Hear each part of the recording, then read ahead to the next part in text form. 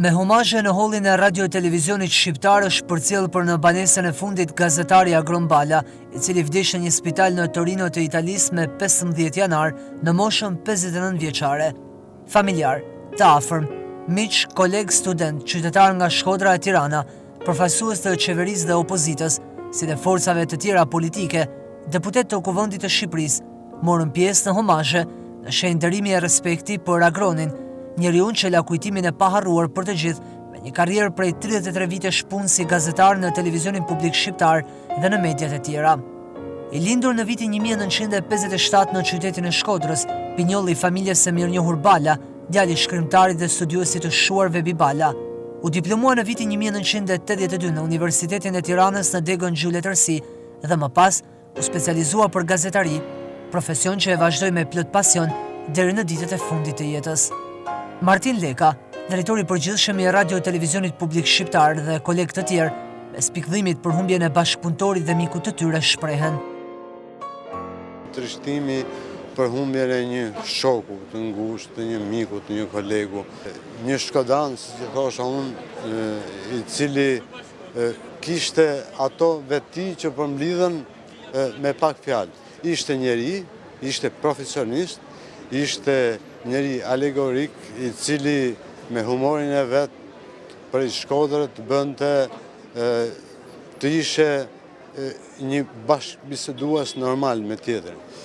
Unë jam akoma në gjendjen e të pabesueshmës për his vërtetës dhe di që shumë më vonë do të ndjej mungesën, por fakti që kam qenë me të, kam qenë pjesë e miqësisë dhe shoqërisë tij, fakti që kam kujtimin nga më të pabesueshme dhe të pashlyeshmet në radio televizion, po edhe jashtë radio televizionit shqiptar, fakti që kam një thesar të me emisioneve të gonit, do ma bëjnë më të lehtë të dhimbje që është jo vetëm ime, po është për gjithë kolegët e mi, për gjithë shkodarët. Do thoja para së gjithës që djali i mikut të babait tim, i miqve si shkodran dhe si letrar, s'kishte si të mos ishte edhe miku im që në ditët e parë të njohjes. Në fakt, Gonin e mbajmën student, unë më i mas ai, e mbajmën dhe ditën e parë kur ka në televizion, mbajmën dhe emision e parë që ka bërë në redaksin e Pionerëve dhe Rinisë si quhej. Shpejt Goni na la mbresa të gjithëve me dëshirën e tij për të shkruar në radhë parë, i ngjan të teatrit, si themi siç është. Na la mbresa me njohjen shumë shpejt të televizionit dhe të njerëzve që rrethonin duke filluar nga operatorët. Dhe kujtoj që ndër emisionet më të goditurat asaj kohe ka qenë njëri në ciklin që quhej Me pushk me pemë për MMV-n, kur bëri vajtin kukës dhe bëri portretin e Shode Galicës, por gjithmonë për fëmijët. Me inskenime dhe jo një reportazh ose një dokumentar, po një dokumentar artistik, që ka bëri që të kuptojmë shumë shpejt, që Goni ishte një djalë i talentuar. Me Gonin kam një jetë të gjatë që njihemi që përpara vitit 90, kur të dy ishim djemë të rinj dhe filluam punë në televizionin shqiptar. U njohëm më vonë kur ai u bë antar i Këshillit Drejtues, kur punoi në Komisionin Evropian dhe mandej u bë dhe kolegu jon në televizionin shqiptar me një emision që ai e pat titulluar 7x7. Mbaj mend një djalë të qetë, panaze, i shoqërisë dhe një profesionist i vërtet në zgjedhjen dhe në qëmtimin e fakteve dhe personaliteteve të cilet të silte në ekran. Na iku shumë shpejt në një moment që ne nuk e prisnim. Ai dhe për fizikun e tij, për pamjen e tij tregonte akoma që ishte një djalë vital, një njeri që mund të përballonte edhe shumë vite të tjera, por me sa duket jeta që ka e tillë që na një herë të godet aty ku ti nuk e pret. Shpirti ti u pref në paqe dhe në qetësi. Jemi njoftë që në vitet 90, 4-5 ndoshta këtu në televizion, pastaj në Radio Kontakt, ku Agroni ka qenë bashkë me Ridin, me Rizarusin, të dy qytetar Unë vërtet të fisëm edhe të dejnë të Shkodrës, kanë qenë pronar të Radio Kontakt, unë kam qenë drejtori radios, e ka aty kemi punu në një kohë të gjatë dhe shumë intensive bashkë, pasaj pothuajse gjithë jetën tonë profesionale. Është patjetër humbje madhe. Humbje madhe është ikja e çdo njeriu për njerëzit, për familjarët e vet, për gjithë, për rrethin shoqëror, por e Gonit është e veçantë sigurisht, për shkak edhe të staturës së tij si person publik, dhe pas një egzagerim mund të them që është një nga gazetarët më të përkushtuar, më të apasionuar dhe më të ditur, domethënë që kanë qenë qarkullim, një njeri i mbarsur me shumë dije, me shumë kulturë të përgjithshme, njeri i librave, i apasionuar pas letrave, pas artit, patjetër një pinjoll i denj i kulturës shkodrane. Është dhimbje madhe të mbasë shkolegun me cilën punon gjatë. Agron Bala një gazetar që bëri një emër me punën e vetë, krijoi identitetin e vetë, me një cikël emisionesh krejtësisht të reja, projekte ti, por nuk dua të ndalim tek Agroni si gazetar, po dua të ndalim tek Agroni njeri. Njeriu që mbeti fort, model, me moral, deri në fund me atë sëmundjen e tij që do ta shikojnë duke qeshur, aktiv, që si thua e shpërfilli vdekjen. Marrim pjesë në jetërimin e tij, shprehim ngushëllimet familjes. Agronin e kishim jo vetëm koleg, por edhe shok të mirë me cilin profesionalisht diskutonim shumë herë për gjëra që ishin pjesë e realitetit shqiptar. Kur të largohet një mik, je detyruar t'i kthesh kujtimeve dhe Agroni nuk ka qenë vetëm mik i imi dhe i gazetarëve, po mik edhe i atyre që dëgjonin mikrofonin e radios, Radio Kontaktit, njëkohësisht të televizionit publik shqiptar. Ka një kontribut të jashtëzakonshëm në media dhe në një mbresë që i le Shkodrës, kam përshtypjen që Shkodra ka vende për ta kujtuar në dokumentaret që ka bërë për Shkodrën dhe vlerësimin që ai i jepte Shkodrës. Nena u nda një mik Shkodrës, ju ndaj një qytetari mrekullueshëm. Personalitetet e shumta të artit dhe kulturës ishin miq të ngushtë me gazetarin Bala, deri para pak kohësh, kur mori rrugën për të kuruar në Itali, e kishin mes tyre, ndaj nuk kanë dëshirë të besojnë se Agroni iku kaq shpejt. E shifsha vazhdimisht në televizion, i qeshur, kishte qef natyrisht takote sepse sikur takote në i vllad vetin, na kupton, sepse në fundit japanxhi gjithmonë të menu vetin japanxhi. Ashtu si që konsiderojmë na vetin shkodran gjithmonë kështu. Që ç'a dona që jena këtu, pse si jena në Shkodër. Agroni solli një kënaqësi dhe solli një frym moderne në televizion, thithi jo vetëm politikan në emisionin e tij, thithi edhe mjaft artist. Ai diti të bisedonte me ta, dinte të pyeste, dinte të hillte hapat se çfarë duhesh nëse donte demokracinë. Si çdo njeri, se kam fjalën këtu ti je antar i partisë.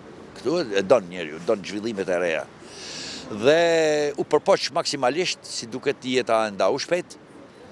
Masarro ishte edhe djalë me kulturë, sepse rrillte nga një djalë profesorit. Ishte lidhur edhe me një familje kompozitorit nga motra me kompozitorin Shpetim Kushta. Do të thënë ishte një familje që gjenerote sa muzikën këtej, gjenerote edhe letërsinë.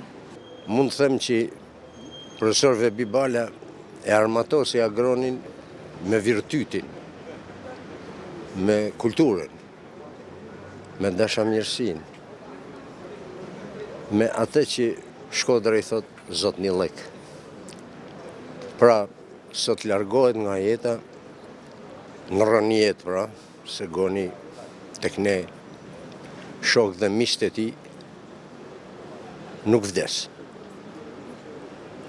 Është pa dyshim një ndër gazetarët më ekselent të mediave shqiptare, se kishte një cilësi që 90% të gazetarëve nuk e kanë, dhe zërë se do ta kenë, ai që quhet vetë kontrolli. Goni ishte enciklopedik në marrëdhënie me njerëzit. Nuk është e lehtë që të flasë, dhe besoj dhe shpresoj që gjithë kolegët e Agronit do më mirë kuptojnë në një pikë. Ai do na mungojë në ekranet televizive, në bisedat, në festa. Sidomos në vitet e pa kohë, 97-98, Agrambala si një nërthemelusit e radiokontaktit ju dha frym, ju dha shpresë të gjithë atyne që aspironin për një Shqipëni të qetë, demokratike. E kështë vështirë edhe të flasish për kur ke edhe lidhje familjare, si që isha unë me Agronin, po edhe kur në një institucion ku të bashkon jeta, por duke e parë në atë kujtimet janë sigurisht shumë të shumëta, që është feminore edhe deri tani, por pavarësisht se ne jetojmë Tiranë sot, ditë them këtë që Agroni Maronte shumë kishte devotesë jashtëzakonshme për qytetin e lindjes, Shkodrës. Sa herë që kishim ne një që mblidheshim familjar, qoftë edhe merrte vesh që janë mbledhur disi dikun ose domethënë janë grumbulluar më mirë, e thënë, qoftë shoqëria, po qoftë edhe kjo, ai nuk përtonte, u nisi direkt që të merrte pjesë në atë kujtim ose në atë humor që kishte edhe ai, por Agroni, si që dihet, rrjedh edhe nga një familje me shumë kulturë, edhe është rritur qysh i vogël me bibliotekë në shtëpi, edhe sigurisht pastaj ai kontriboi në shumë fusha, sidomos të gazetarinë, po edhe në radio televizionin shqiptar. Më vjen shumë keq për t'i dhënë lam të mirë në fundit. Ne banonim më afër me njëri tjetrin, tani mund të them që ishim komshi dhe shifeshim shumë shpesh. Ishte nga ata njerëzit e edukuar, të kulturuar dhe shumicor. Nuk kishte që të mos takoheshim qoftë në abort të pallati dhe të mos rinim pak për të kujtuar apo për të folur. Goni bërë një cikël dokumentarësh së fundmi shumë interesant, ai Shkodrës ishte i mrekullueshëm. Dhe gjithmonë e përgëzoja sa herë që ja shikoja dhe kënaqej me punën që kishte bërë. Ishte njeri përkushtuar dhe shumë serioz në punën kudo që e bëri të mrekullueshme. Ishte një njeri mrekullueshëm. Më vjen shumë keq që nuk do ta shoh më, do më mungojnë ato bisedat e mençura dhe të mira njerëzore që kisha me të shpesh. Agroni tashmë nuk është më mes nesh, por ai ka lënë një vepër shumë të madhe, ka lënë emrin e njeriu të shkëlqyer, emrin e njeriu të mirë, emrin e një gazetari profesionist, e një shoku të mirë, një miku të mirë. Unë kam pasur shumë. Ndër më të njohurit në skenën e politikës shqiptare, antar të kabinetit qeveritar si Ministri i Mbrojtjes Mimi Kodhelli, Ministri i Punëve të Jashtme Ditmir Bushati, drejtuesit kryesor të opozitës, si kryetari Lulzim Basha, ish kryeministri Sali Berisha, ish kryetarja e Kuvendit Jozefina Topalli, apo ish presidenti i Republikës Alfred Mojsiu, antari i kryesisë së Lëvizjes Socialiste për Integrim Shezai Rrokaj e shumë të tjerë, me praninë e tyre shprehin mirënjohjen për kontributin e Agrambales si gazetar dhe qytetar i denj. Në këtë ditë dua ta përkujtoj si një njeri që i shërbeu gjithë jetës tij të vërtetës, si kumti dhe misioni i gazetarit, dhe të shpresën dhe besimin se gjenerata të tëra gazetarësh të edukuar nga pedagogu Bala do të dinë ta ruajnë amanetin e tij për t'i shërbyer të vërtetës, për t'i shërbyer me devotshmëri publikut dhe qytetarëve, pavarësisht prej kostos që kjo sjell në jetën personale dhe profesionale, kosto të cilën Agrambala i diti ta përballoj me dinjitet dhe burrërisht gjatë gjithë jetës tij të shkurtër, por të ngjeshur në shërbim të gazetarisë, të vërtetës dhe publikut shqiptar. Agrambala iku shumë herët, ende pa e shijuar jetën deri në fund dhe me shumë premtime profesionale, cilat janë rrjedhë asaj origjine kulturore që ka familja Bala, duke kujtuar këtu profesorin e madh Vebi Bala dhe gjithë familjen në tërësi. Unë me Agronin kam dy marrëdhënie.